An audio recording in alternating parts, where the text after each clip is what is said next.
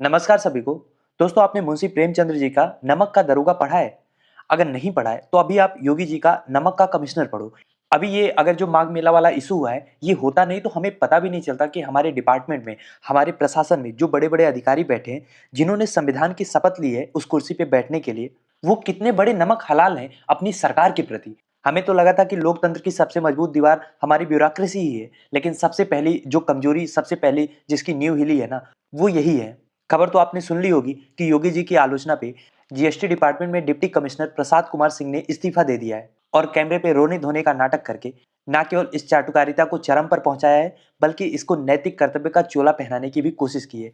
लेकिन जनता इतनी भी सीधी नहीं है, उसको सब समझ में आता है। जात पॉलिटिक्स किस नेक्स्ट लेवल पे इस समय यूपी में चल रही है, ये हर कोई देख रहा है। लेकिन माघ मेले में शंकराचार्य के स्नान से शुरू हुआ ये विवाद अब सरकारी दफ्तरों के अंदर गृह युद्ध की स्थिति पैदा कर रहा है, क्योंकि एक इस्तीफे के काउंटर में दूसरा इस्तीफा हो रहा है। क्या है मामला, आइए इसको जरा आसान भाषा में समझते हैं और ये भी समझते हैं कि अचानक से सिस्टम में इतने वफादार लोग कहाँ से आ गए, जिन्होंने वफादारी की नई परिभाषा, नए आयाम सेट कर दिए हैं। तो जैसा कि आपको पता है, अभी बरेली के बाजार में सिटी मजिस्ट्रेट के इस्तीफे को गिरे 24 घंटे भी नहीं हुए थे कि उसके काउंटर में अयोध्या में तैनात डिप्टी कमिश्नर प्रशांत कुमार सिंह ने अपना इस्तीफा उत्तर प्रदेश के राज्यपाल को भेज दिया है। अब इन्होंने इस्तीफा क्यों दिया? आप सुनोगे तो शायद आपके आंखों से आंसू नहीं, खून नहीं, नमक निकलेगा, नमक। क्योंकि इन्होंने मीडिया से ये कहा कि क्योंकि मैं सरकार का नमक खाता हूं और जब मैंने देखा कि मेरे मुख्यमंत्री और प्रधानमंत्री का अपमान किया जा रहा है, तो मेरी अंतरात्मा ने गवाही नहीं दी कि मैं इस पद पर बना रहूं। अब इस सारे विवाद के पीछे की स्टोरी तो आपको पता ही है कि कैसे स्वामी अविमुक्तेश्वरानंद की पालकी को कुछ लोगों ने खींच के स्नान नहीं करने दिया उनको, फिर वो वहीं पे बैठे हुए हैं, एक तरीके से अनशन पे हैं कि जब तक प्रशासन उनसे माफी नहीं मांगेगा वो वहां से हटेंगे नहीं। क्योंकि उनके शिष्यों के साथ, छोटे छोटे बटुक संतों के साथ भी बहुत मारपीट की गई थी, बदसलूकी की गई थी, इसका भी आरोप लगा है। तो इसके जवाब में माफी मांगने की बजाय प्रयागराज प्रशासन ने शंकराचार्य को ही नोटिस थमा दिया कि पहले आप ये साबित करो कि आप शंकराचार्य हो। सारा विवाद आपको पता है, नटसेल में मैंने बता दिया। अब आगे की कहानी समझिए। देखिए, प्रशांत कुमार सिंह का इस्तीफा अकेला नहीं है। अभी जैसा कि मैंने बताया, 24 घंटे पहले बरेली के सिटी मजिस्ट्रेट ने इस्तीफा दिया था। उनका रीजन क्या था कि वो ब्राह्मण अस्मिता के लिए, जिस तरीके से शंकराचार्य का अपमान हुआ है और यूजीसी के नियमों के खिलाफ विरोध कर रहे थे, उस विरोध में उन्होंने इस्तीफा दिया था। अब आप सारे डॉट्स को जोड़ के देखिए।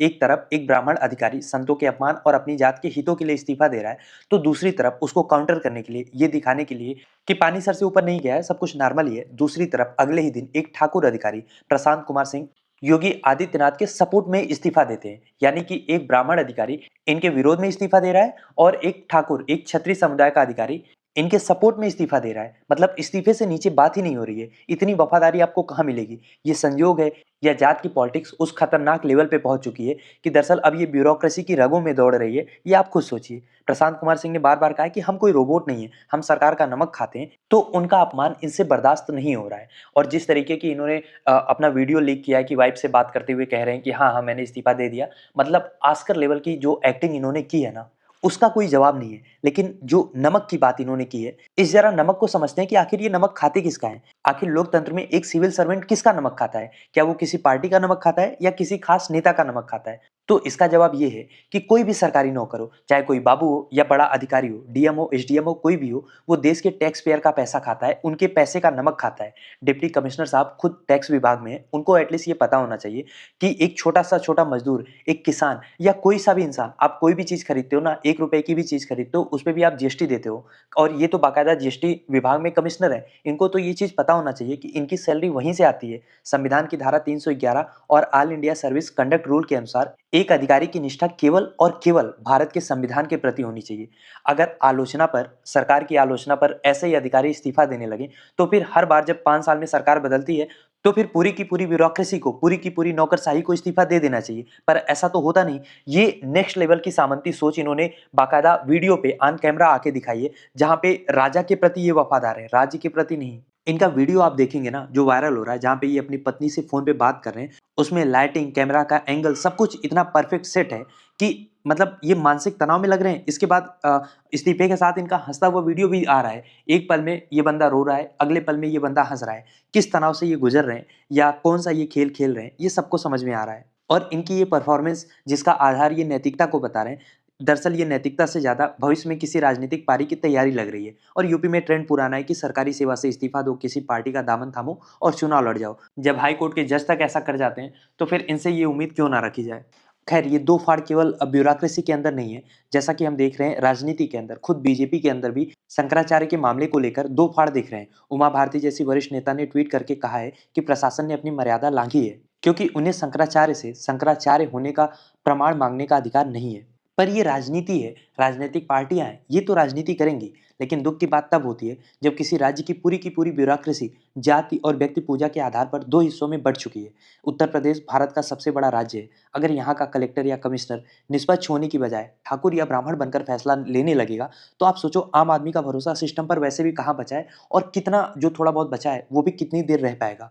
अगर आप पूरी दुनिया के स्तर पर भी देखेंगे तो भारत की डेमोक्रेसी इंडेक्स में लगातार गिरावट होने में ये सारी चीजें भी शामिल हैं। जब अधिकारी पब्लिक सर्वेंट के बजाय पब्लिक एक्टिविस्ट की तरह व्यवहार करने लगते हैं, तो वो दरअसल राज्य की प्रगति के लिए सबसे बड़ा खतरा खुद हो जाते हैं।